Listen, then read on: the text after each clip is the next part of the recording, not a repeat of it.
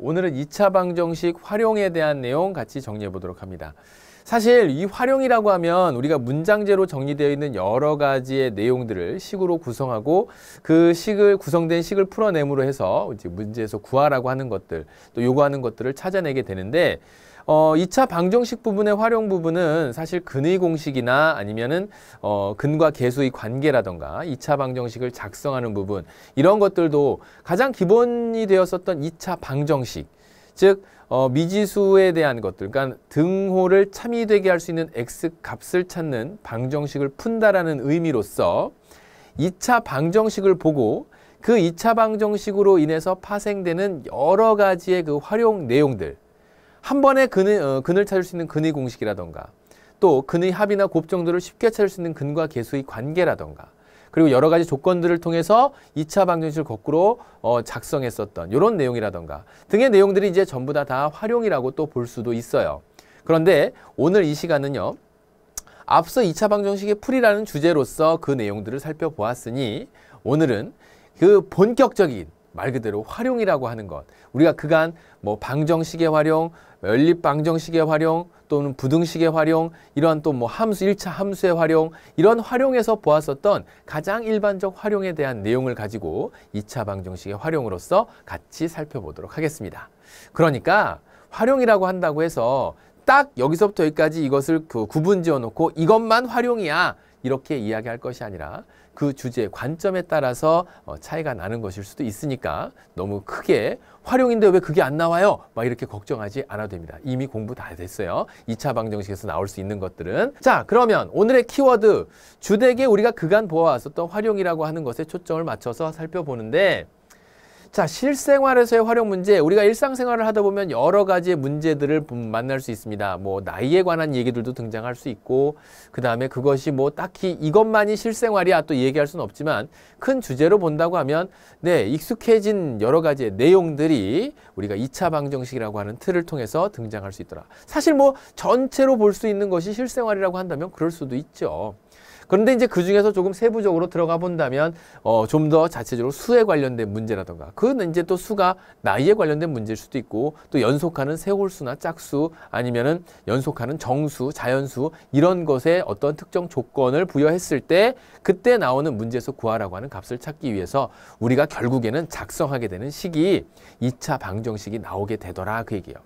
그래서 사실 이 활용 문제만 전체적인 과정으로 놓고 본다고 하면 이거 했던 얘기인데, 말씀하셨던 건데 속력, 시간, 거리 안 나오나요? 나옵니다. 근데 사실 이제 2차 방정식으로 넘어오게 되면 어떤 경우에는 여러분들이 식을 작성하는데 크게 염려하지 않아도 완성된 식을 보고 문제에서 요구하는 걸 바르게 해석만 할 수 있으면 쉽게 또 문제 풀리는 것을 만날 수 있을 거예요. 또 그런 내용 나올 때 선생님이 한 번 더 짚어볼 테니까 네, 쉽게 보도록 하고요. 자, 그리고 나서 이제 도형에서의 활용 문제에 등장을 하는데, 이 도형에서도 각각의 도형들이 있습니다. 그것이 이제 입체 도형일 수도 있고 평면 도형일 수도 있고, 또 평면 도형 중에서도 다각형일 수도 있고 또 원일 수도 있고, 뭐 이러한 여러 가지의 도형들, 또 원의 일부, 곡선의 일부를 포함하는 도형이 될 수도 있고, 다양한 내용의 도형들이 등장할 수 있다라고 하는 것. 그럼 그때 이제 우리가 갖춰야 될 게 무엇일까요? 그쵸.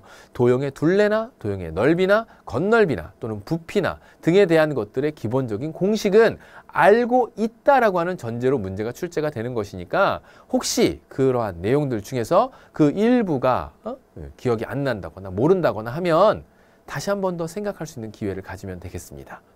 그래서 잊어버릴 수는 있어요. 근데 잊어버린 채로 방치하면 안 됩니다. 잊어버린 내용이 발견이 되었다면 그것은 다음번 내용에 혹시 만나게 됐을 때 네, 고스란히 기억에 되살리기 위해서 네, 메모를 해놔야 되고 오답노트 정리해놔야 되고, 그래서 꾸준히 반복하게 되고, 그러면서 이제 성적이나 실력이 향상이 되는 것이고, 이런 거죠. 됐죠? 그래서 지금 이러한 내용으로 오늘의 키워드를 잡으면서 실생활에서 우리가 만날 수 있는, 그러니까 일반적으로 우리 2차 방정식 활용해서 만날 수 있는 여러 가지의 내용들 같이 한번 정리해보고, 필요한 내용들은 메모도 할 수 있도록 하고 교환에 나와 있는 내용 정리합니다. 자, 2차 방정식의 활용 문제, 실생활에서의 활용, 이렇게 이제 내용을 정리를 해놨는데, 사실 우리가 그렇잖아요. 활용 문제 풀어라 그러면 늘 똑같습니다. 뭐가요? 활용 문제를 풀려고 하는데 활용 문제가 늘 안 풀려. 활용 문제만 하려고 하면 괜히 어렵고 위축돼요. 식을 작성하라 그러는데 식만 작성되면 어떻게 2차 방정식 푸는 것까지는 내가 할 수 있으니까 근의 공식을 이용하건 인수분해를 이용하건 어떻게 해서든지 내가 이제 2차 방정식을 풀 수는 있는데 이 2차 방정식까지가 작성이 안 됩니다. 그 식이 작성이 안 되는 이유를 살펴보았더니 이런 이유죠. 그 주제, 즉 어떤 수학적 상식에 대한 주제가 내가 이제 이미 알고 있다라고 해서 출제가 되는 문제일 텐데 그 내용이 잘 이해가 안 됐거나 아니면 기억이 없거나 그런 것 때문에 식이 자체가 만들어지잖아요. 그래서 개념을 다시 공부해야 되는가 보다. 그리고 개념을 딱 펼쳤더니 개념의 첫 번째 나온 얘기가 우리 교재에 나와 있는 것처럼 2차 방정식에서 구하고자 하는 것을 x로 놓는다. 문제의 조건에 맞게 식을 세운다. 세운 식을 바르게 풀어낸다. 마지막에 나온 답이 문제의 조건에 적합한지 그렇지 않은지 확인한다. 식 세우고 풀고 확인하는 이 작업은 어떤 단원의 활용 문제든 항상 그 내용이 등장합니다.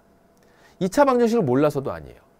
그리고 이렇게 식을 세우는 것, 또 이렇게 풀어가는 그 방식을 모르는 것도 아닙니다. 그런데 왜 안 될까? 그 수학적 상식의 내용에 부족함이 있기 때문에 그래요. 그래서 당부하기를 다양하게 만날 수 있는 여러 가지 수학적 주제들, 상식들 이런 것들을 잊어버린 내용이 있다면 그 내용에 대해서 꼼꼼하게 기억하도록 하죠. 여기서는 문제를 풀어가는 그 순서를 이야기를 하도록 하고 그 다음 어떤 형태로 문제가 등장하는지 바로 문제로 가보면서 이야기해 보도록 하죠. 자, 확인 문제 1번이에요. 이런 문제가 나왔다고 해보죠. 형은 동생보다 3살이 많다. 형의 나이의 제곱은 동생의 나이의 제곱의 2배보다 2가 크다고 했을 때 형제 나이의 합을 구하라. 사실 얘들아 이런 문제들은 1차 방정식에서도 봤었어요. 연립 방정식에서도 봤었습니다. 즉 중학교 1학년 때도 봤었고 2학년 때도 봤었어요. 근데 얘가 왜 또 2차 방정식에서 나오느냐?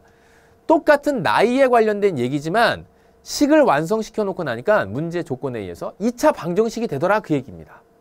그러니까 나이이기 때문에 또 뭐 숙력시간 거리이기 때문에 그게 1학년 때 나오고 그게 2학년 때만 나오고 그게 3학년 때 돼서는 나와서는 안 되고 이게 아니에요.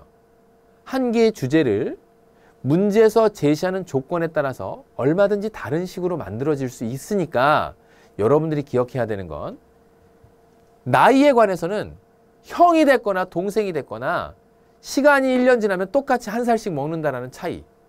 그리고 문제에서 주는 조건. 형은 동생의 나이보다 3살이 많다. 그래서 내가 형의 나이를 x로 놓을 수도 있고요. 동생의 나이를 x로 놓을 수도 있어요. 동생의 나이를 x로 놨어요. 형의 나이를 y로 놨습니다. 이러면 연립방정식으로 풀겠다는 얘기죠. 미지수를 2개로 늘려서. 그러면 y는 x 플러스 3이라고 하는 이런 게 만들어지겠지.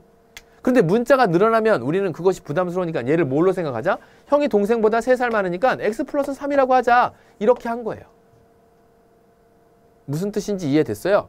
그러니까 연립 방정식이었기 때문에 또 미지수가 반드시 2개가 나와야 되고 여기선 어디선가 제곱이 나와야 되는데 왜 동생의 나이를 x로 했을 때 형의 나이엔 제곱이 안 보이지? 이렇게 풀 게 아니라 문제에 주어진 조건대로 어쨌든 형제의 나이의 합을 구해야 되니까 동생의 나이 구하고 동생의 나이 구했으면 형이 동생보다 3살 많으니까 3 더해주면 되고 그래서 각각의 나이를 이렇게 미지수로 설정을 한 뒤에 그 다음에 나와 있는 조건이 형제 나이의 제곱은 형의 나이의 제곱은 그럼 형의 나이의 제곱한다 그러면 x 플러스 3의 제곱은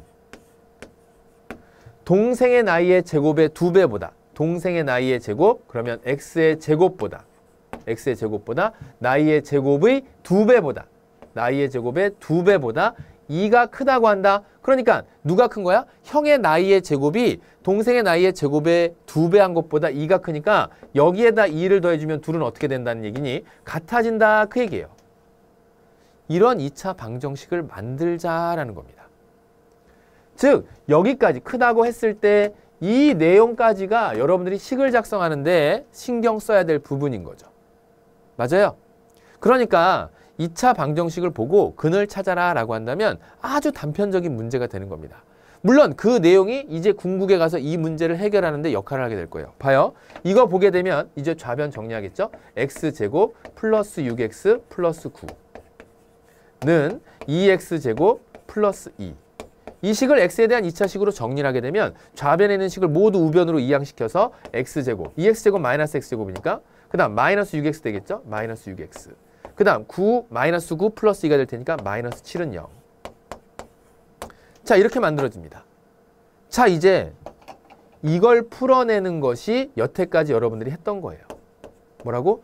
2차 방정식을 풀려고 첫 번째, 두 번째, 세 번째 시간에 걸쳐서 인수분해를 이용한 풀이, 제곱근을 이용한 풀이, 완전제곱식을 이용한 풀이에 의한 근의 공식, 그 다음에 거기에서 2차 방정식 거꾸로 작성하는 것까지 근과 계수의 관계. 그러한 풀이로서 이러한 2차 방정식에 대한 내용을 공부했죠. 그 공부했었던 내용이 이제 내가 얘는 인수분해를 이용한 풀이로 바로 풀 수 있겠구나. 7일은 7, 마이너스 7 곱하기 1해야 마이너스 7 곱이 나오고 합이 마이너스 6이 되겠구나. 인수분해하면 x 마이너스 7 곱하기 x 플러스 1이 되겠구나. 그게 0이란 얘기로구나. 그래서 x는 7이 되거나 또는 x는 얼마가 된다? 마이너스 1이 된다. 자, 2차 방정식 근을 찾았더니 이렇게 두 개가 나오더라. 그럼 이 두 개가 나왔다는 얘기는 그 둘 중에 하나를 선택하든지 둘 다 모두 답으로 해야 되는데 문제에서 형제의 나이, 즉 동생의 나이를 x라고 놨으니까 세상에 동생의 나이가 마이너스 1살 어딨어. 넌 나이가 너무 어려서 형이랑 이야기할 필요가 없어. 넌 마이너스 1살이야. 이런 얘기 안 하잖아요. 그죠? 그러니까 얼마? 양수로 얘기해야 되겠구나. 1보다 크거나 같아야 되고. 우리나라는 태어나자마자 1살이니까. 그러니까 동생의 나이 얼마? 동생의 나이는 7살. 형의 나이는 그거보다 몇 살 많다고요? 10살. 3살. 그죠? 그래서 10살. 문제에서 형제 나이의 합을 구하라. 10살 더하기 7살. 17. 얘가 문제의 정답이 되는 거죠. 그죠? 형제 나이의 합의 값을 구하면 되는 문제니까. 자, 지금 문제에서 이야기하는 거는 결국 문제 조건에 따라서 알맞게 식을 구성하는 것이 풀이의 최고의 관건이 되겠다. 그 얘기예요. 됐나요?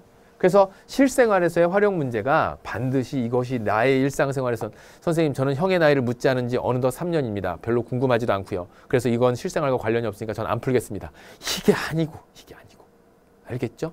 자, 이제 다음 수에 대한 2차 방정식 활용 문제. 자, 이것도요. 선생님이 이제 많이 얘기를 했었는데 연속하는 두 정수 한번 볼까요? 연속하는 두 정수. 3학년의 수업이 선생님이 첫 시간일 수도 있을 테니까 연속하는 두 정수를 우리가 표현한다고 했을 때는 어떻게 표현할 수 있을까? 작은 수를 x로 둔다면 그거보다 크면서 연속하는 수는 x 플러스 1이 될 거고요. 큰 수를 x로 둔다면 그것과 연속하는 두 정수 x 마이너스 1로 이렇게 해서 연속한다라고 하는 건 1 차이가 난다. 연속하는 두 정수 사이에서는 얼마 차이가 난다? 1 차이가 난다. 그런데 연속하는 세 정수를 표현하게 될 때 연속하는 세 정수를 나타낼 때는요.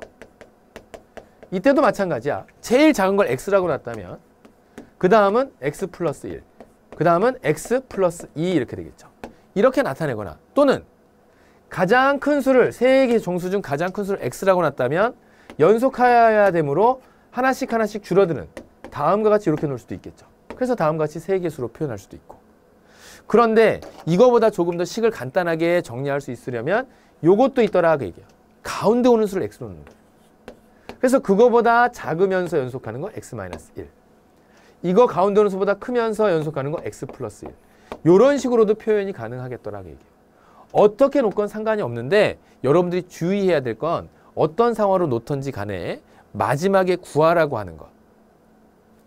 찾다 보면 어떤 식이 만들어졌을 것이고 그 식을 풀어내면서 x값을 찾을 텐데 이렇게 식을 만들어 놓고 구하라고 하는 건 가장 큰 정수 구하라고 했는데 x 구한 게 너무나 신이 난 나머지 x를 답을 쓰고 나온다면 그때 문제가 되겠죠.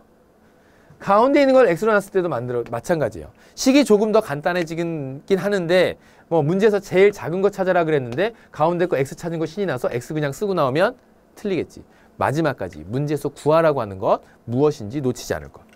그 다음에 이제 세 번째 내용으로 연속하는 세 홀수나 또는 세 짝수 같은 경우 이거 표현할 때예요. 연속하는 세 홀수 및 세 짝수 같은 경우는 어떻게 표현해야 될까? 그렇지. 세 홀수나 짝수는 연속할 때 몇 차이가 난다고? 2씩 차이가 나요. 몇씩 차이가 나? 2씩 차이가 난다고요. 그러면 이렇게 2씩 차이가 나는 것을 어떻게 대비를 해야 될까? 이런 경우에는 가운데 오는 수를 x로 놨다면 그거보다 작으면서 x-2, 그거보다 크면서 x 플러스 2 이렇게 놓을 수 있겠지. 요거를 대비해서, 요것과 대비해서 이렇게 이해할 수 있죠. 만약에 제일 작은 걸 x라고 놨다면 선생님 제일 작은 홀수 또는 제일 작은 짝수 찾으래요. 그러면 내가 한 번에 x 구한 것이 답이 나오게 하고 싶어요 라고 한다면 x를 이쪽에다 놓고 그 다음에 x 플러스 2, x 플러스 3이 아니라 옳지 4. 제일 큰 수 구하래요. 그래서 제일 큰 수, 큰 홀수 구하래요. 제일 큰 짝수 구하래요. 라고 한다면 이걸 x라고 놓겠습니다. 왜냐면 한 번에 답을 찾아서 딱 답이 나오게. 실수가 그런 쪽에서 일어난다면 그래서 x-2 옳지 x-4로 연속하는 세 홀수 및 짝수들을 다음과 같이 이렇게 표현할 수도 있겠더라라는 겁니다. 됐나요? 해서 연속하는 수에 대한 얘기 어떤 식으로 문제화되고 있는지 대표적인 문제를 같이 한번 살펴보면서 정리해 볼게요. 문제 읽어봐. 자연수의 연속하는 밑줄 세 홀수에다 동그라미의 제곱의 합이 250일 때 세 홀수의 제곱의 합이 200, 세 홀수의 합을 구하라. 그러면 선생님이 아무래도 가운데 오는 수 x, 그 다음에 x-2, x 플러스 2 이렇게 한번 정리해 보도록 할게요. 자, 세 홀수입니다. x는 홀수라고 하는 전제를 달아주면 2씩 더해진 것이 다 홀수가 되겠군요. 그죠? 연속하는 조건 만족시켰고 문제, 제곱의 합 불러 x-2의 전체 제곱 플러스 x제곱 플러스 x 플러스 2의 전체 제곱 이것이 뭐가 된다? 251이 됩니다. 그 얘기예요. 됐니? 자, 이제 이걸 풀어나갑시다.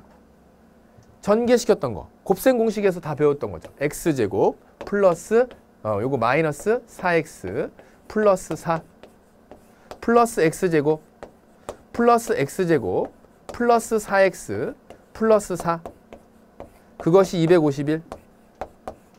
자, 여기에서 마이너스 x제곱과 플러스 x제곱, 마이너스 4x와 플러스 4x 이렇게 싹싹 지워지죠. x제곱, x제곱, x제곱 3번 나왔네요. 3x제곱. 4 더하기 4, 8입니다. 그래서 너는 251 마이너스 8 이렇게 되죠. 그러면 3x는 1 빼니까 3, 그 다음에 243 이렇게 만들어지나요? 자, 이렇게 되죠. 자, 3x제곱이 243이래요. x제곱은 3으로 양변 나누면 3, 8에 24, 3, 1은 3, 81. 그러므로 x는 옳지. 여러분들이 찾을 때는 플러스 마이너스 얼마? 9로 찾는 게 정답이에요. 원래 첫 번째 찾아야 될 일이야. 뭐라고? 플러스 마이너스 9라고 찾는 게 원래 찾는 거야. 순서상. 왜냐면 제곱근을 이용한 풀이로 81의 제곱근이 x 아니겠습니까? 이 81을 이항시켜서 x제곱 마이너스 81 해서 인수분해시켜서 x는 플러스 마이너스 9 이렇게 찾을 수도 있고. 그러니? 자, 그러면 여기에서 x는 뭐로 정리해야 될까? 연속하는 자연수의 세 홀수니까 뭐라고요? x는 9가 되겠습니다. 문제에서 자연수라고 했으니까. 끝난 거 아니야. 세 홀수의 합을 구하라. 그럼 세 홀수가 뭐가 나오는 거야? 9-인 7, 9, 11. 이것들을 전부 다 더하라. 그 얘기죠. 그래서 얼마? 27. 정답을 27로 찾아야 되겠습니다. 어떻게 푸는지 알겠어요? 자, 그럼 이제 이어서 도형에서의 활용 그 첫 번째 얘기를 한번 해보도록 할게요.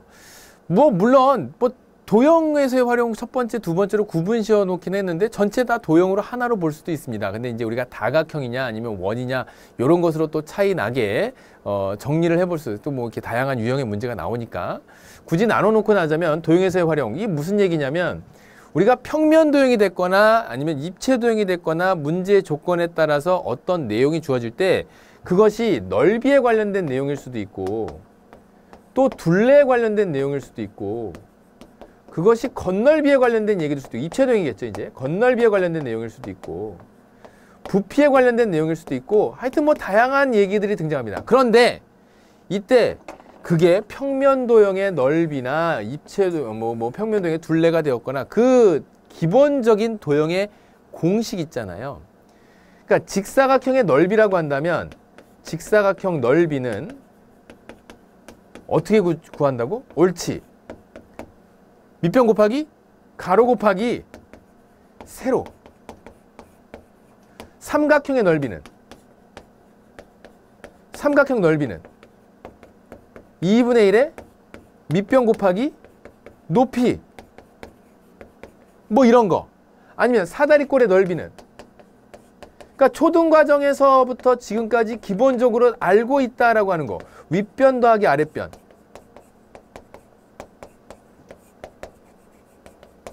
여러분들 교재에 다 나와 있어요. 그냥 여기 봐. 곱하기 높이 곱하기 2분의 1 또는 나누기 2. 그죠? 이 정도야 지금 중학교 3학년 됐으면 당연히 알고 있어야 되죠. 그렇죠? 자, 그래서 이런 내용들은 기본적으로 알고 있어야 되는 거. 둘레는, 직사각형의 둘레는, 만약에 둘레 구하라. 가로 더하기 세로 곱하기 2 해야 되는 거. 가로 더하기 세로. 삼각형 둘레는 세 변의 길이 합구해야 되는 거. 그래서 도형에서의 활용이라고는 하나 이미 여러분들 도형에 대해서 뭐 예를 들어 특히나 직사각형, 정사각형, 삼각형, 사다리꼴 정도는 하도 많이 봐서 아는데 평행사 변형하면 또 순간 음치타는 친구들이 있어요. 밑변 곱하기 높이. 마름모의 넓이라고 얘기하면 또 마름모는 어떻게 하는 거지? 또 이렇게 하는 친구들이 있어요. 대각선, 두 대각선의 곱 나누기 2 또는 곱하기 2분의 1 이렇게 해서 구하는 거.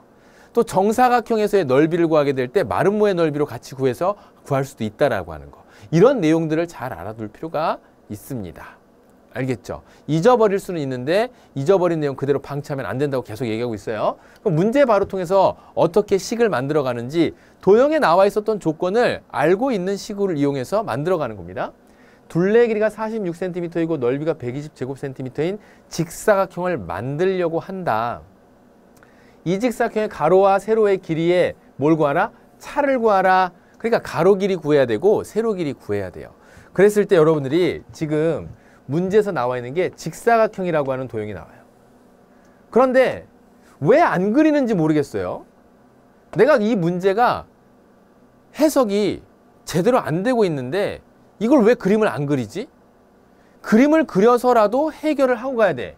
둘레의 길이가 46cm래. 여기에 나와 있는 가로하고 세로의 길이를 다 더해서 46cm가 나오고요. 곱해서 120제곱cm가 된대요. 그러면 가로의 길이를 x라고 놨습니다. 세로의 길이가 얼마인지 모르니까 y라고 이렇게 설정을 했대요. 좋아. 그러면 x 곱하기 y가 뭐가 되는 걸 아냐면 120제곱cm가 되는 이런 첫 번째 식 찾은 거예요. 근데 사실 이 첫 번째 식 찾기 전에 y라고 하는 문자가 등장하게 되면 이거 연립방정식인가 이렇게 대번 생각할 수 있거든요. 그냥 문제를 형태에 따라서 외운 친구들 같은 경우에는. 그런데 이걸 조금만 생각해 보면 2차 방정식으로 작성을 하기 위해서는 문자를 2개 이상으로 늘려서는 안 되겠다. 한 개의 문자로 표현해야 되겠다. 그러려면 여기에 나와 있는 이 첫 번째 조건, 둘레의 길이, 즉 x 더하기 y에서 가로 길이 더하기 세로에서 2배 해주게 되면 그것이 직사각형 둘레의 길이가 되고 얘가 46이 되는구나. 이 얘기예요. 그럼 얘를 통해서 뭘 만드는 거냐면 2x, 양변 2로 나눌까요? 2로 먼저 나누면 x 플러스 y가 뭐가 된다? 옳지, 23이 된다. y에 대해서 정리하면 y는 23 마이너스 x가 되는구나. 이 사실을 아는 거죠. 얘가 중요한 거예요, 얘가. 그래서 y는 x 마이너스 23 마이너스 x. x는 얼마라고요? 23 마이너스 x가 되는구나. 그러니까 둘레 길을 통해서 세로의 길을 따로 표현할 수 있어야 됩니다. 물론 이렇게 정리된 것을 y 대신에 23 마이너스 x를 대입하는 연립방정식의 의미로서도 접근할 수 있어요. 그런데 우리가 이러한 곱에 대한 식으로 정리되어 있는 연립방정식은 우리 교과 과정에서 아직 등장하지 않기 때문에 언제 나오는 거야? 옳지, 고등과정에서 등장을 하는 거예요. 그럼 얘는 못 푸는 문제인가? 그렇지 않지. y를 23-x로 표현할 수 있다면 바로 이어지는 이렇게 곱으로 정리되어 있는 이 식을 x 곱하기 x 23-x로 이렇게 정리할 수 있는 거죠. 그게 뭐가 된다고? 120제곱cm가 됩니다. 그럼 여기서부터는 이제 뭐가 되는 거야? 우리가 배웠었던 옳지. 뭐? 2차 방정식. x제곱 마이너스 x제곱인데 이항시켰어요. 23x인데 마이너스 23x 이렇게 했습니다. 이렇게요. 됐나요? 그리고 나서 플러스 얼마? 120. 그것은 0입니다. 그 얘기예요. 곱해서 120 나오고 더해서 마이너스 23 되는 두 개의 수를 찾아야 돼. 아, 요게 또 찾기가 어렵겠네요. 그럼 한번 찾아보죠, 뭐. 안 된다 하지 말고 120을 소인수분해 한번 시켜보세요. 그러면 간단하게 이제 소인수분해라고 까기 하긴 그렇고 30 곱하기 4 하게 되면 120 나오는데 지금 여기에다 있는 120 나올 수 있는 좀 더 다양한 수들을 수의 조합을 살펴봐야 되니까 뭐 볼 수 있을까? 20 곱하기 6 20 곱하기 6도 120이 되긴 하는데 20 곱하기 6도 120이 되긴 하는데 그 합이나 뭘 이용해서 마이너스 23이 되는 것을 찾기가 조금 그렇네요. 그러면 일단은 인수분해 해보죠. 2, 60, 2, 30, 3, 10 그러면 지금 여기에 나와 있는 거 2 곱하기 5에서 2의 세제곱 곱하기 3 곱하기 5 찾았다. 뭘까요? 옳지. 8하고 15요. 8하고 15. 8하고 15. 8 곱하기 15가 15 곱하기 8. 그러니까 수가 커질 때 여러분들이 인수분해에서 답을 찾는 게 조금 어려울 때에는 인수분해에서 이제 두 곱의 수를 찾기 어려울 때는 지금처럼 이렇게 소인수분해에서 어떤 수들 간의 조합을 알맞게 찾을 필요가 있겠죠. 그래서 둘 다 마이너스 딱딱 붙이게 되면 15 곱하기 8이 마이너스 15 곱하기 마이너스 8이 120이 될 것이고 다음에 두 수의 합이 마이너스 13이 되는 걸 밝혔다면 x-8 곱하기 x-15가 되겠습니다. 는 0 이렇게 된다 그 얘기예요. 자, 이제 지금처럼 나와 있는 데에서 x가 8이거나 또는 x가 15 이렇게 되겠죠. 그럼 8이어야 될까 15여야 될까? 아니면 둘 다가 될까? 둘 중 하나라면 누가 돼야 될까? 고민되겠지. 그런데 문제에서 뭘 물어보고 있냐면 이 직사각형의 가로의 길이와 세로의 길이의 차이를 물어보고 있어요. 그러니까 가로의 길이가 만약에 x라고 가정을 했으니까 이때 세로의 길이인 y는 그럼 얼마가 된다고? 23 마이너스 x니까 세로의 길이는 얼마가 나온다? 23 마이너스 x. 8에서 23 빼니까 얘가 15가 될 거고. 이때 세로는 얼마? 옳지. 23에서 15 빼니까 8 이렇게 되겠죠. 그러니까 가로가 8이면 세로가 15가, 가로가 15면 세로가 8이 이렇게 되겠구나. 근데 두 수의 차를 구하라. 그랬으면 어떻게 구해야 돼? 얘는 마이너스 7이고 얘는 7인데요. 이렇게 찾나? 아니죠. 뭐라고 얘기해야 돼? 두 수의 차이라고 하는 건 큰 수에서 작은 수 빼는 거예요. 그러니까 가로가 길 수도 있고 세로가 길 수도 있어요. 그러니까 15-8에서 얼마? 7cm로 이렇게 그 차를 완성할 수 있어야 되겠습니다. 됐나요? 어떻게 푸는지 알겠어? 옳지. 해서 무조건 2차 방정식이 나와야 되는데 식을 어떻게 만들어 가지? 문자를 늘리면서 생각을 했다고 한다면 문자를 일단 줄여 놓을 생각을 하도록 하고 그 문자를 줄이기 위해서 조건을 활용할 방식에 대한 고민들을 꼭 해보기 바랍니다. 자, 이제 도형에서의 활용 그 두 번째. 굳이 뭐 나눠놓는 것도 큰 의미는 없었지만 여기서 등장하는 건 원에 대한 얘기예요. 원. 아, 원도 등장할 수 있겠구나. 평면 도형 중에서. 그럼 이 원이 나오게 되면 원의 반지름을 뭐라고 했을 때? r이라고 했을 때 이 원의 둘레. 즉 원주는 어떻게 구한다고? 이 공식 알고 있어야 돼. 초등학교 6학년 과정만 정상적으로 졸업했어도 옳지. 2 파이 r. 물론 초등학교 때는 원주 u를 파이라고 안 나타내지만 중학교 1학년 때 파이라고 하는 거 배웁니다. 그럼 이때 원의 넓이는 파이 r 제곱. 지금 도형 시간이 아니니까 이렇게 공식을 소개하는 것으로 끝내도록 하죠. 왜 파이 r 제곱이 되고 왜 2파이 r이 되는지는 도형 시간에 이미 공부했다라고 생각을 하고 다음과 같이 원의 둘레와 원의 넓이를 혹시라도 잊어버렸던 제자들이 있다면 이 시간을 통해서 다시 한 번 더 기억해 둘 것. 그리고 문제로 이어지는 건 다음과 같이 풀어내면 돼요. 봐요. 어떤 원의 반지름의 길이를 4cm만큼 늘렸더니 그 넓이는 처음 원의 넓이의 3배가 되었다. 이때 처음 원의 반지름의 길이를 구하라. 그러면 내가 구해야 되는 건 처음 원의 반지름의 길이에요. 싹싹싹 처음 원의 반지름의 길이. 그래서 그걸 x라고 놓을 수도 있고 r이라고 놓을 수도 있고 그거는 여러분들 마음대로. 그죠? 그래서 내가 구해야 되는 게 이 처음 원의 반지름의 길이로구나. 그런데 어떤 조작이 있었냐면 반지름의 길이를 4cm만큼 늘렸대요. 4cm만큼 늘려서 새로운 원을 이렇게 싹 만들었답니다. 그랬더니 그 넓이는 처음 원의 넓이의 3배가 되었다. 그럼 처음 원의 넓이는 파이 r 제곱이 되겠죠. 새로 만들어진 원의 넓이는 반지름의 길이가 얼마가 되는 거야? r 플러스 4cm가 되는 거예요. 그래서 r 플러스 4 제곱 파이. 그렇게 만들어진 새로운 원의 넓이는 원래 넓이의 몇 배가 되었다? 3배가 되었다. 그래서 곱하기 3. 그게 어떻게 된다? 같아진다. 이 얘기죠. 지금 이 문제 풀면서 이제 제일 첫 번째 나오는 질문이 뭐냐면 선생님 파이 어떻게 해요? 파이? 등식이죠. 양변을 파이로 나눠. 싹싹. 없어지지. 2야 3r제곱은 이거 전개하면 r제곱 플러스 8r 플러스 16 이렇게 됩니다. 이항시켜. 2r제곱 마이너스 8r 마이너스 16은 0 나와요. 내가 구해야 되는 건 뭐라고? 처음 원의 반지름의 길이인 r을 찾는 거예요. 그런데 나와 있는 지금 이러한 2차 방정식이 개수가 짝수로 등장했네. 그쵸? 얘는 양변에 같은 수를 더하거나 빼거나 곱하거나 나누어도 0이 아닌 같은 수 나누어도 우리 친절한 등호식 변하지 않는 이러한 등식이 기본이에요. 양변을 2로 나누죠. 그러면 r제곱 마이너스 4r 마이너스 얼마? 8은 0 이렇게 나오네요. 자, 이제 어떻게 할까? 곱해서 마이너스 8 더해서 4 마이너스 4 되는 수 찾으려고 했더니 안 찾아져. 그쵸? 맞아요?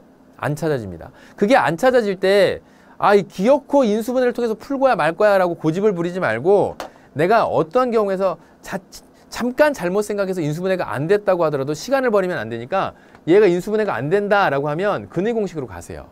그 중에 짝수 근의 공식 지난 시간에 했었던 거 기억하나 한번 볼까? R은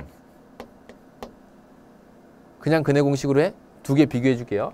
R은 2A분의 마이너스 B 그러니까 마이너스 B 하면 얼마니 이거? 옳지. 플러스 4 플러스 마이너스 루트 B제곱 4, 4, 16 마이너스 4AC 플러스 4, 8에 32 이 얘기죠. 맞냐? 그러면 R은 2분의 4 플러스 마이너스 2분의 루트 얼마니? 48이죠? 48은 루트 16이지. 얼마라고요? 48은 16 곱하기 3이지. 16 곱하기 3이니까 16 분호 밖으로 나면 4 루트 3 되죠? 그래서 약분하게 되면 2 플러스 마이너스 2 루트 3 이렇게 나와요. 그런데 2가 커? 2 루트 3이 커? 2 루트 3이 커요. 그러면 2에서 2 루트 3 뺀 건 음수지. 지금 내가 구하는 건 반지름 r이죠. 거기에 선생님 교재에다 적어놓은 것처럼 변의 길이나 아니면은 뭐 반지름의 길이나 이게 음수로 나올 수 있어 없어요? 항상 양수야. 0보다 커야 돼. 그래서 이 중에서 r은 뭐가 된다?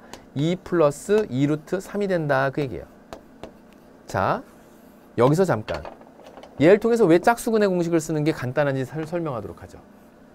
짝수근의 공식을 쓰면 1차항의 개수를 2로 나눠 놓습니다. 그러면 그 B'에 해당하는 값이 얼마가 되는지 알 수 있냐면 마이너스 2가 되는 것을 알 수 있어요. 그럼 그렇게 정리하면 R은 A분의 2차항의 개수 A분의 1이죠. 1분의 마이너스 B' 2 플러스 마이너스 루트 B'의 제곱 마이너스 2의 제곱 4 마이너스 AC 플러스 8 그래서 넌 얼마? 2 플러스 마이너스 10 잠깐만. 요게 2는 4, b제곱 2는 4 마이너스 AC니까 플러스 8. 12 맞네. 선생님 헷갈렸네. 4, 3, 10이니까 2 루트 얼마? 3 이렇게 나오죠. 됐지? 어때? 똑같이 나오죠. 계산 과정은 훨씬 간단해진다고.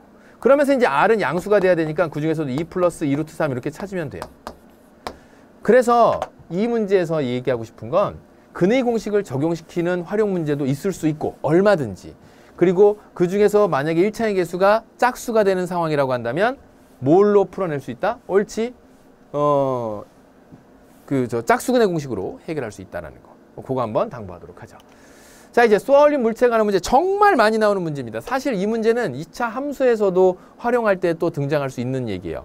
근데 이제 다행스러운 건 우리가 물체를 쏘아 올리면 예를 들어 지면에서 쏘아 올렸다거나 아니면 어디에서 지면으로부터 몇 미터 높이 올라간 것 그러니까 지면에서부터 물체를 빵 쏘아 올려서 휘웅 올라갔다 떨어지는 그 상황을 생각한다거나 아니면 지면으로부터 얼마만큼 높이에 있는 곳에서 물체를 던졌을 때 시웅 해서 땅바닥에 떨어진다거나 이런 상황들을 여러 가지 놓고 볼 수 있는데 그 상황에 중력 가속도가 어떻게 되는지 물체를 쏘아 올린 속력이 어떻게 되는지 등등에 대한 내용을 모두 감안해서 그때그때 변하는 높이 h에 대해서 어쩌고 저쩌고의 식에 대한 것을 고민할 필요가 없습니다.